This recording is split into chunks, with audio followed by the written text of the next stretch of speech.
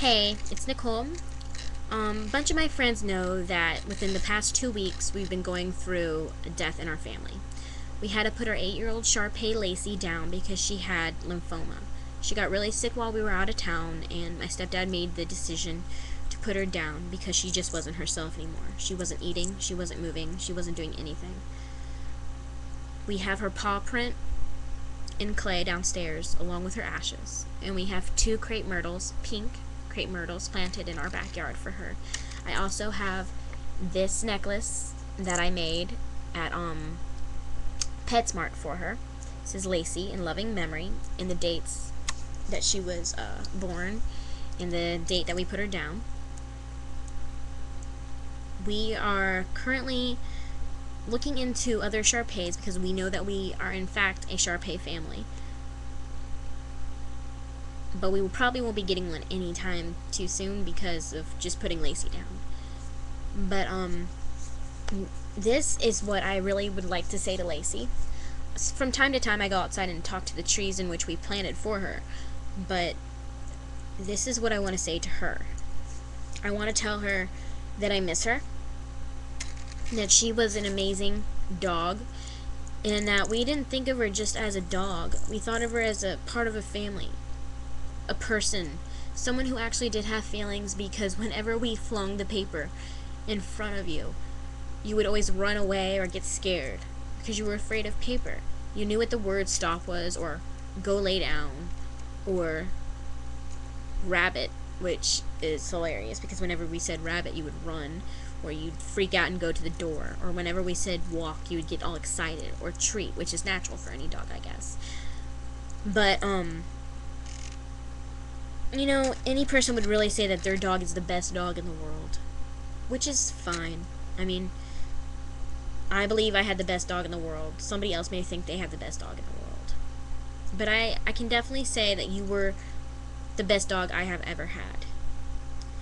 I mean, there will probably be more dogs in the future, and I'll probably think the exact same thing. But you were the first ever amazing dog I've ever had. And I will never forget you for everything that you brought to this family. There's been so many fun memories with you. I remember the time I opened up the door and it was night outside, and I told you to go get a rabbit, and you went running, and we lost you for a few minutes, and my mom got mad at me, but it's okay, you came back within a few minutes. It didn't take you long. And then I remember in the middle of the night when I'd come home from work, I would open up the door, I would go get something out in the car, or I just want to take a little walk up and down the street. It wasn't a big deal, just a few houses up, few houses back. But I'd always ask for you to come with me, and you'd always be willing to come with me. I remember when we take trips somewhere to when I came back from the Glee Live concert, I took you with me to Katie's house to give her back her GPS. And that was actually a few weeks before you died.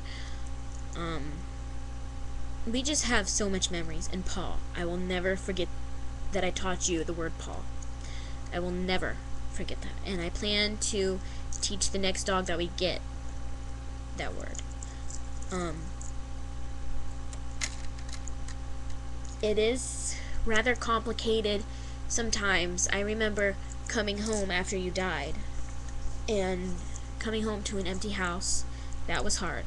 I remember the first night that I worked, and I came home, and normally when I pull up to the driveway and it's late at night, I turn off my headlights before I approach the house so you don't see them and you don't bark.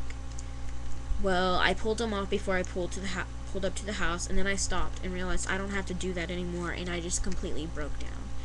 I had to go outside to the backyard, and it was very, very hard standing there in front of your tree, and it was just very, very emotional.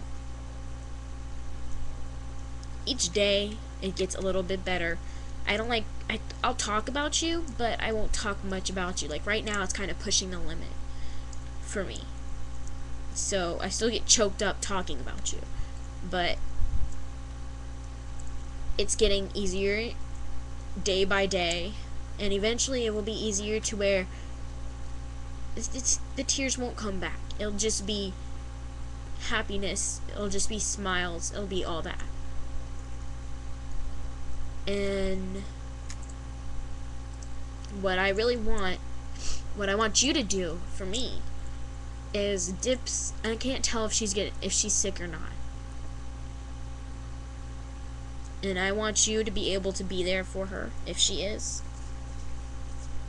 When it's her time, I want you to be there for her. I want you to wait for her at the golden gates of that animal heaven that you're going to be at. And then when it's my turn in 5,000 years, or how many ever years it'll be, I want you both to greet me at the door. You two will be the ones that I would want to see the most. Along, I guess, with my family members, but we're not going to think that they're gone. But, that's basically everything. I mean, from time to time, I'll have my moments and I'll go outside and I'll talk to the tree.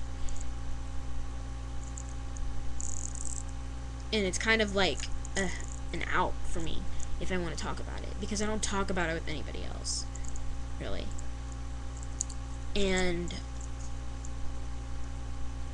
I wish you were still here. I wish shar-peis didn't have such a short lifespan.